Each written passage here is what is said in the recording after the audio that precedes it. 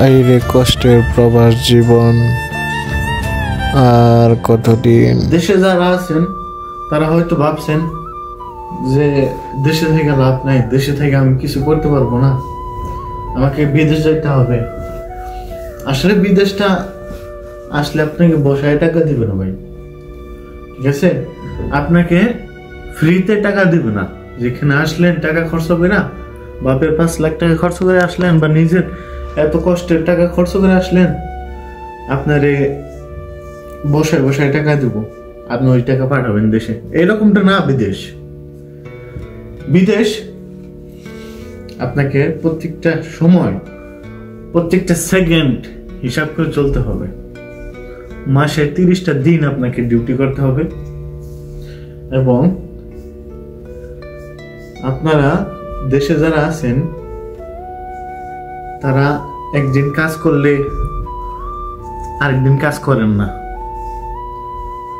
যেহেতু নিজের দেশ, ফ্যামিলি আছে, সব আছে, কোনো বেতন না, কাজ করলেও সমস্যা নাই, না কাজ করলেও কেউ কিছু বলার নাই। হ্যাঁ, কেউ বলার নাই। আপনি যদি কাজে না যান আপনার কেউ কিছু বলবে না, কিন্তু সময়ের পরিবর্তে আপনার ওইটা একটা কষ্ট হবে। কষ্ট মানে আপনি একদিন কাজ করতেছেন, একদিন কাজ করতেছেন না, ঠিকই আপনার চলাফেরায় একটা ক্রাইসিস পড়বে। আপনি তখন ঠেকে যাবেন বলতে আটকে পড়বেন যে হ্যাঁ আমি কিভাবে চলবো, আমার কাছে তো টাকা নাই। কিন্তু আপনি তো কাজ করতেছেন না, অসংখ্য কাজ আছে, আপনি এত কাজ বাঁচবেন কেন? যেটা পারেন ওটাই করেন।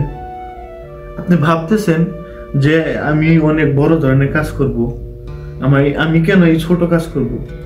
আপনি যখন বিদেশ 5 লক্ষ 4 লক্ষ টাকা খরচ করে আসবেন, তখন অবশ্যই আপনি যে কাজ পান ওই কাজটাই করবেন। দেখুন, আমি ভিডিও করি, অরিজিনাল ইনফরমেশন দিতে চেষ্টা করি, ঠিক আছে? ইনফরমেশন বলেন, আমার দেশের মানুষের প্রতি একটা টান আছে, ওই টানই আমি কথাগুলো বলি, ঠিক আছে?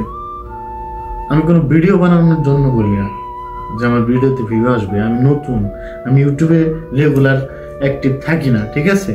তো দেশবাসীর কাছে আমার একটাই কথা থাকবে যে আপনারা যে কাজ সামনে পান ওই কাজটাই করেন।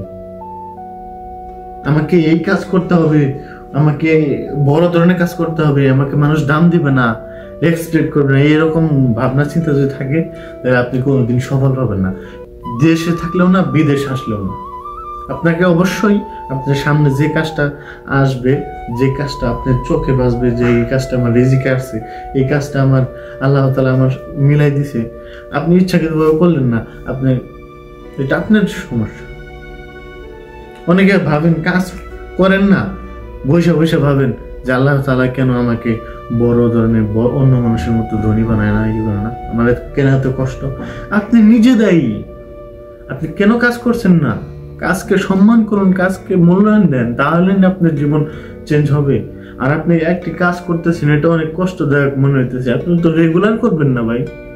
আপনি আজকে করতেছেন, আস্তে আস্তে ধাপ চেঞ্জ করেও বড় ধরনের কিছু করতে চেষ্টা করেন।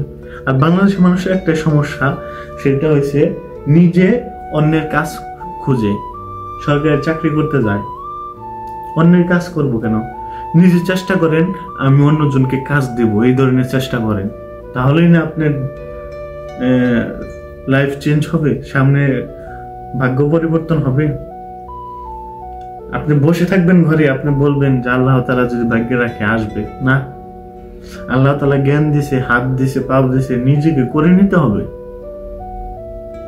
তো দেশের মানুষের কাছে আমার একটা অনুরোধ থাকবে, আপনারা বিদেশের প্রতি না ঝুঁকে বিদেশ বসায় টাকা দিবেন না, ঠিক আছে? বিদেশ আসলে যেমন এই দেখেন, আমি এই কারণে এবার পোশাকটা, দোকানের পোশাক আমার ইউনিফর্ম পরে আপনার সামনে ভিডিও করলাম, আপনাদের ভিডিও করে দেখাইলাম। এই যে পোশাকটা পরলাম, এখন কিন্তু আমি সত্যি ডিউটিতে যাবো, তার জন্য পোশাকটা পরছি। হ্যাঁ, আর পোশাকটা পরানো দেখার একটাই অর্থ হচ্ছে আপনাদের দেখাইলাম আমি পোশাক পরে ডিউটিতে যেতেছি, 30টা দিনের ডিউটি, ঠিক আছে? যেহেতু আমি কাজ নিয়ে কথা বলতেছি, এর জন্য আমি পোশাকটা পরে দেখাইলাম। তো কেউ কিছু মনে করবেন না আমার কথায়। আর যে কাজ করে ওই কাজই করেন, ঠিক আছে? সফলতা আপনি আসবে, হ্যাঁ। আর আল্লাহর কাছে নামাজ পড়ে দোয়া করবেন যে আমি যে কাজটা করতেছি এই কাজে যেন আমার আল্লাহ তাআলা বরকত দেয়, এবং আমি এই অল্প টাকায় যেন আমি অনেক কিছু করতে পারি, বরকতময় হয়, ঠিক আছে? তো এইটাই আমার কাছে, সবার কাছে, আপনাদের কাছে, মানে সবার কাছে না, যারা বুঝেন তারা তো বুঝেনি, আর যারা অনেকে আছে যে 5 লাখ টাকা কবে আসবো, কবে হইব, কার কাছে ঋণ করুম, ধার করুম, সুদে নিমু, বিদেশ যামু, দেশ আমার হইতেছে না, না, আপনি দেশের যে কাজ করে সামনে ওই কাজটাই করেন। তো সবাই ভালো থাকবেন, সুস্থ থাকবেন। আর এইরকম ভিডিও পাইতে একদম রিয়েল লাইফ, আপনারা তো অনেকে ফানি টাইপ এই ভিডিও দেখে সময় নষ্ট করেন, মজা পান, সমস্যা নেই, দেখেন, কিন্তু রিয়েল আপনাকে বাস্তব যেটা ওইটা মানিয়ে নিতে হবে, তাহলে আপনি জীবন সুন্দর করতে পারবেন, জীবন উন্নত কিছু করতে পারবেন। তো সবাই ভালো থাকবেন। আসসালামু আলাইকুম।